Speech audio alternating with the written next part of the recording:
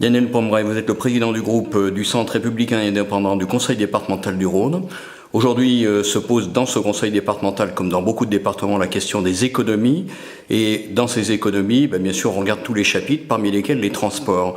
Alors, est-ce qu'aujourd'hui, on ne doit aborder la question, par exemple, des transports que par la simple question du coût et des recettes et des dépenses? C'est bien évident la première urgence.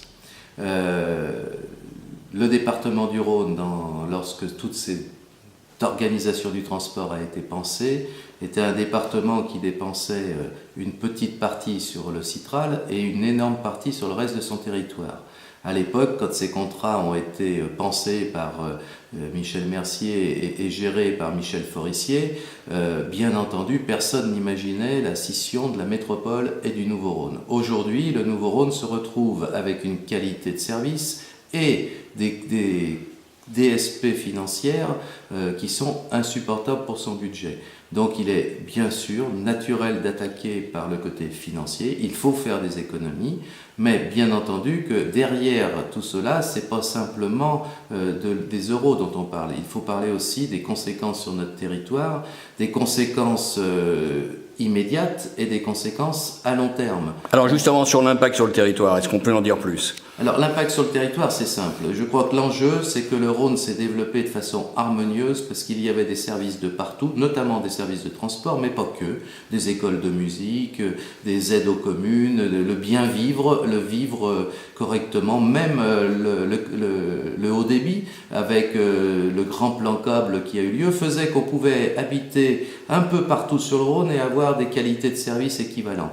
Réduire ces qualités de service avec d'autres critères aujourd'hui pourrait conduire à un changement total de fonctionnement du département. Il faut être vigilant à ça parce que qui continuera à aller vivre dans une commune, dans un secteur où il n'y aurait pas de transport, où il n'y aurait pas de très haut débit, où il n'y aurait plus de communes capables financièrement de leur accorder un cadre de vie ou au moins une vie scolaire, associative, culturelle suffisante. Donc, nous aujourd'hui, ce qu'on dit dans notre groupe, c'est bien sûr, il fallait aborder le problème du département sur le côté financier parce que, comme tous les départements de France, on est confronté à cette impasse financière, je dirais même comme toutes les collectivités territoriales, mais il va falloir, et c'est ce qui va arriver maintenant, c'est ce qui est nécessaire maintenant, il faut qu'on se pose vraiment un projet de territoire et qu'on sache jusqu'où on peut aller ou ne pas aller pour préserver un département tel qu'on le souhaite et tel que nos habitants nous donnent mandat pour le faire vivre. Alors jusqu'au 1er janvier 2017, où la compétence des transports interurbains reviendra à la région, comment est-ce qu'il faut repenser la question? C'est-à-dire, est-ce qu'on peut imaginer que des lignes qui, dans le plan qui était prévu, devaient être supprimées, voire supprimées le week-end, voire très allégées, tout cela peut être revu? Alors, le transport, c'est jamais figé. C'est jamais figé, il fallait bien partir de quelque chose. Si, dans les mesures proposées, il s'avérait qu'il y a des erreurs, je crois que le président du conseil départemental, l'exécutif et tous les élus, et au Citral également, sont capables de reconnaître s'il y a une erreur. Maintenant, ne présageons pas des erreurs. Souvent, j'ai entendu dire, si vous supprimez telle ligne, ça va être une catastrophe, et puis que finalement, la population, l'équilibre se fait sans cette ligne. Je crois surtout qu'il faut faire beaucoup de choses avant le 1er janvier 2017 en prenant en compte les particularités de notre territoire et ensuite faire confiance à la région.